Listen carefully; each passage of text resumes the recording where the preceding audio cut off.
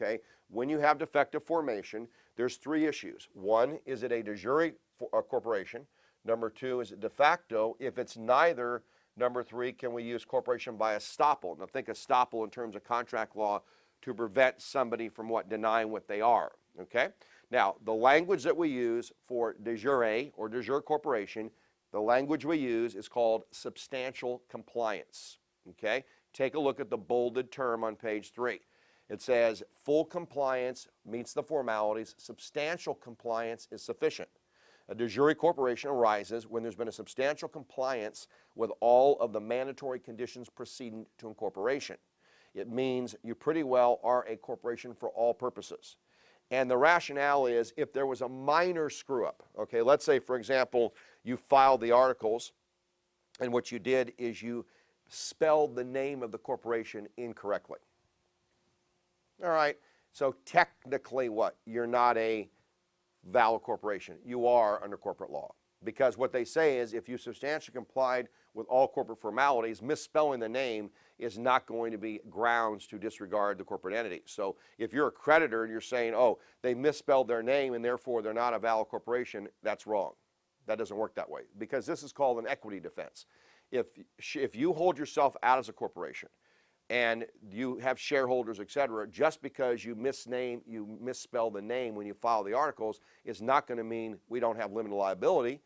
The court's going to say equity says you meant well, you substantially complied, and therefore it's a valid defense to a creditor coming in and going after the shareholders. It doesn't work that way. You are a corporation for all intents and purposes. Now, the only person who can attack a de jure corporation would be anybody, and that would be nobody, because the rule says de jure status cannot be attacked by anyone, and it's conclusive as to the entire world. So it is a valid corporation for all purposes.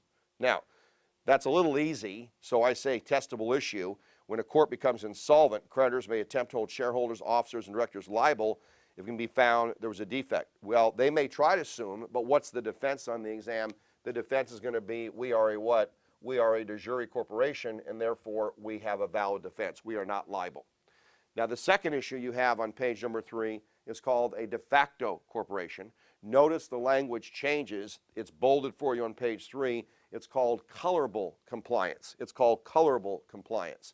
And what that means is you can do something a little worse, a little bit more negligent, and the court will still protect you. Okay, so what's an example of de facto? It would be highlight 2A, colorable compliance, a failure to have the articles accepted by the Secretary of State, but a good faith attempt to follow the articles is sufficient. Failure to have the signatures notarized.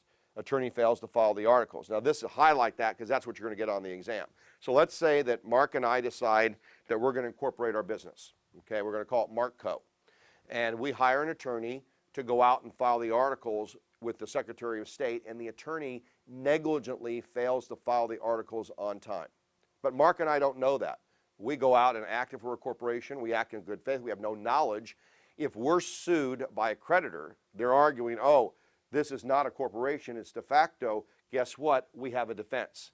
The defense applies here as well, because the rule is that if the corporation was not formed, but it was in a negligent manner, it wasn't excessive, wasn't extreme, that the incorporators didn't have any knowledge, okay, Mark and I had no knowledge that our attorney failed to file the articles on time, then we're protected.